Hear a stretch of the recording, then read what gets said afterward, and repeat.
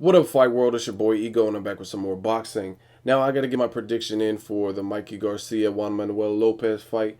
And if you guys haven't seen it, check out my interview I did with Mikey Garcia, one of the most humble, down to earth boxers you can ever meet. Really nice dude, really professional, eloquent speaking. It was a pleasure doing the interview with him.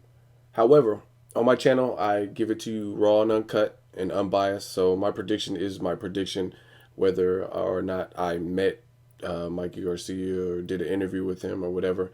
Um, I would give you the same. I would give you my fair shake on the fight. So without further ado, I want to give you guys my prediction on the Mikey Garcia.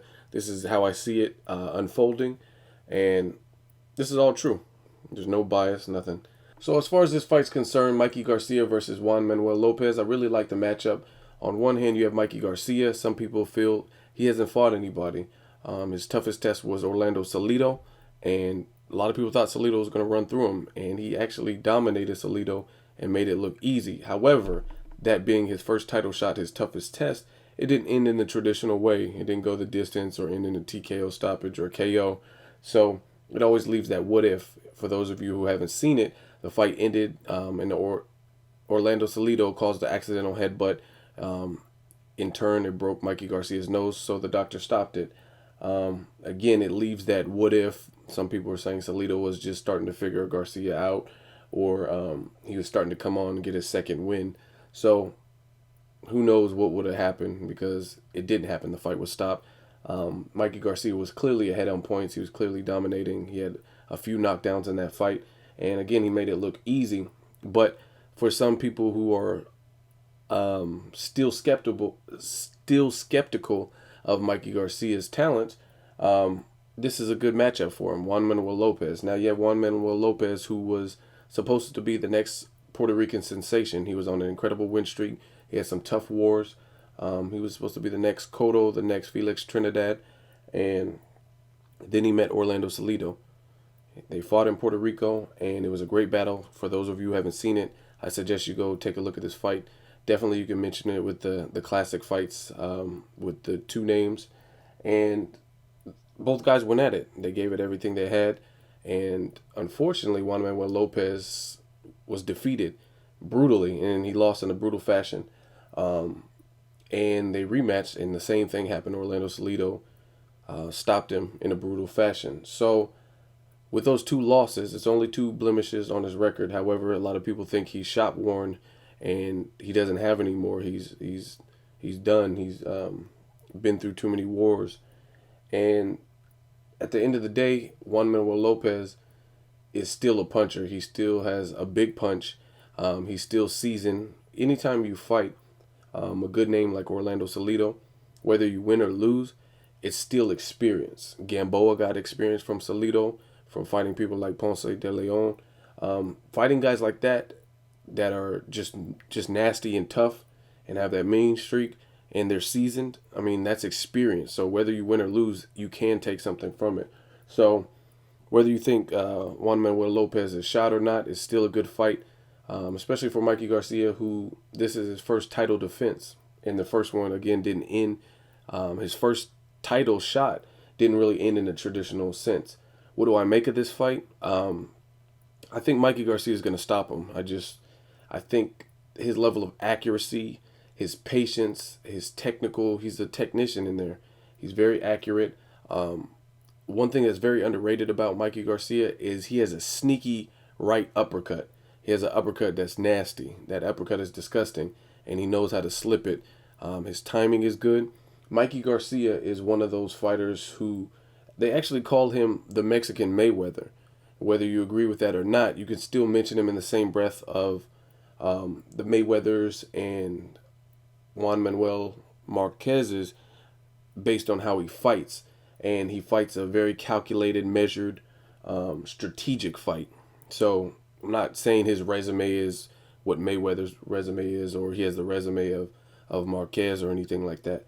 But I am saying he is a technician in that ring. He doesn't fight in the traditional quote-unquote Mexican style brawler, and neither does Canelo. There's certain fighters who definitely don't fall into place with the Mexican stereotype of Mexican fighters are brawlers, and Mikey Garcia is no exception, or he is the exception to that rule. He doesn't fight like a brawler. He's very patient.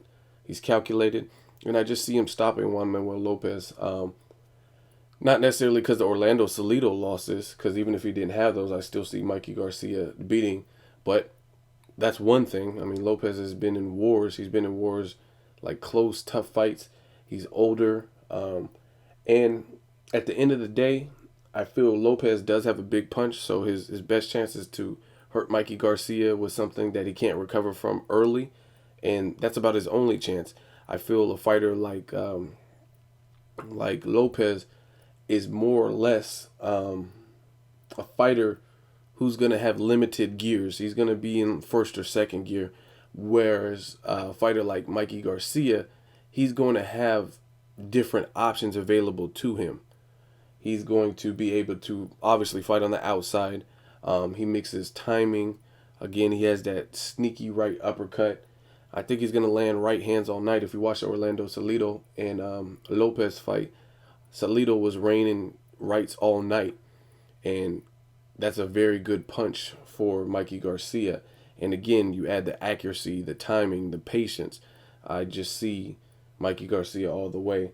It's not impossible for Lopez to do the unthinkable and beat him, but I just don't see it. I don't see him having the style to counteract Mikey Garcia's patience, his counterpunching, and his ring intelligence. And Mikey Garcia, he's like 25 years old, and he exercises a lot of patience. That's something some people have complained about, saying he's too patient, he's too mechanical.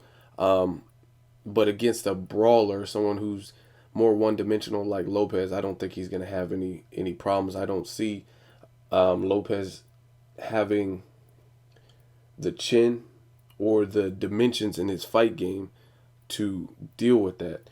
I think by the later rounds, mid to late rounds, I think that Mikey Garcia is going to start picking him apart and really discouraging Lopez. And then after he's taken his soul, then it's just a matter of time. Once he's already discouraged from coming in, then I think Mikey Garcia is going to close the show. But again, he's a patient fighter. He's smart about it, and he's going to do what he has to do. And again, Mikey Garcia is the younger fighter. He's the undefeated fighter, and I just think overall he there's more levels to his game. He's smarter. Some people have complained about his inside fight game. That's something we discussed in our interview. And realistically, what he said makes perfect sense. He hasn't had to show that. Nobody has pulled that out of him. So to say he doesn't have an inside fight game, I don't think that's fair. I don't think he's really had to use it. Now, don't get me wrong. There's things that fighters probably prefer to do and don't prefer to do. So he might not prefer to fight on the inside. But some people on YouTube, they're like, oh, he just can't fight on the inside. We don't really know that because no one's really tested him and forced him to fight on the inside. I mean, a magician's not going to show all his tricks, and there's no reason for him to fight something that maybe he doesn't feel he's as good at, or maybe he doesn't feel he has to use when he's clearly dictating the pace. And that's what some people don't understand about the sweet science of boxing. It's boxing. If Floyd Mayweather or Mikey Garcia or whoever the fighter, if their game plan A is working, then why do they need to change? It's their opponent who needs to change. If Rigondeaux is fighting Nonito Donaire and everything he's doing happens to be working and he's clearly winning the fight and inching closer and closer to a stoppage or a knockout or a knockdown, then why should he be the one that makes the adjustment? Like, oh yeah, let me start fighting toe-to-toe, or let me start doing something drastically different to displace myself and throw my game plan off and give my opponent an upper hand to make it a closer fight or a fight that's tougher for myself. And people don't really understand that this is boxing. This is a thinking man's game. If you don't want that, play Street Fighter or do something else. But this is a thinking man's game. You got to outsmart your opponent. This is chess, not checkers. So again, fighters like Floyd Mayweather, they get criticized. Oh, why is he not fighting toe-to-toe at this precise moment? Because he doesn't have to. And his opponent's not making it. It doesn't mean he can't do it, but what he's already doing is working. Same thing with Mikey Garcia. It doesn't mean he doesn't have an inside fight game. It just means that he hasn't had to use it. I mean, he might not have an inside fight game, but to say he doesn't, I don't think that's fair, especially when he's like dominating. He has over an 80% KO ratio. So obviously whatever he's doing is working. You look at other fights like Amir Khan versus Lamont Peterson. Now you can say, oh, Lamont Peterson, he was on steroids or testosterone or whatever. But in that fight, Lamont Peterson exposed Amir Khan's lack of inside fight game. He was pulling Amir Khan in the trenches and making Amir Khan look bad on the inside. And you could tell that Amir Khan didn't like it. He was using elbows, he was pushing off, and he didn't know how to handle. He didn't know how to create that space. Watch the fight if you don't believe me. Lamont Peterson was making it a dogfight, again, pulling Amir Khan in the trenches. So to me, that is not having an inside fight game, because your opponent is making you look bad and actually pulling you in the trenches, and you should be fighting on the inside because you're getting pulled into that, and you're not. Mikey Garcia, what fight was he required to? He was clearly schooling Salido, so why would he fight on the inside more than he had to when he was already dominating from a distance? Again, thinking man's game. You enact the game plan that works for you. If it's not working for you, then you switch up. But if I'm a pitcher in the major league and I'm pitching and I throw a changeup or a fastball and nobody can hit that fastball, and I'm striking everybody out, why am I gonna start throwing a whole variety of pitches that they might be able to hit? It just doesn't make sense. I'm gonna throw whatever's working. As long as my body is like capable of doing it, I'm going to throw that same pitch over and over and over because it's the pitch that's working, instead of switching up the game plan and me throwing a pitch that they might be able to hit, and they might be able to hit the tip of the bat and like get a home run or something. So again, it's a thinking man's sport. With this fight, Mikey Garcia all the way. Juan Manuel Lopez may make it interesting early. He can definitely test Mikey Garcia's chin, something that we need to see. See if he can do that. Let's see if Mikey Garcia, how he reacts in a clutch situation where he's buzzed or he's hurt. See if Juan Manuel Lopez can do that and bring that out of Mikey Garcia with his power. But other than that, unless he lands a bomb early, I just see Mikey Garcia just slowly but surely chopping down the tree and stopping him probably round 7 through 9. Maybe earlier, just depending on if he's trying to make a real statement and I guess prove people wrong. But I really think that Mikey Garcia he's not bothered by people's comments. He's going to do what's right for him. And from talking to him, it sounds like that's what it is. He and his brother Robert, they have a game plan, and they're going to stay true to that game plan. So if people don't like it, then turn the TV. But Mikey Garcia all the way. Let me know what you guys think of this fight. I'm hoping for a good fight. Terrence Crawford on the undercard, another rising prospect. He looked great against Bradis Prescott. I look forward to seeing that fight as well. So some great action, Boxing After Dark, HBO, this Saturday. Let me know what you guys think. As always, hate, comment, or subscribe.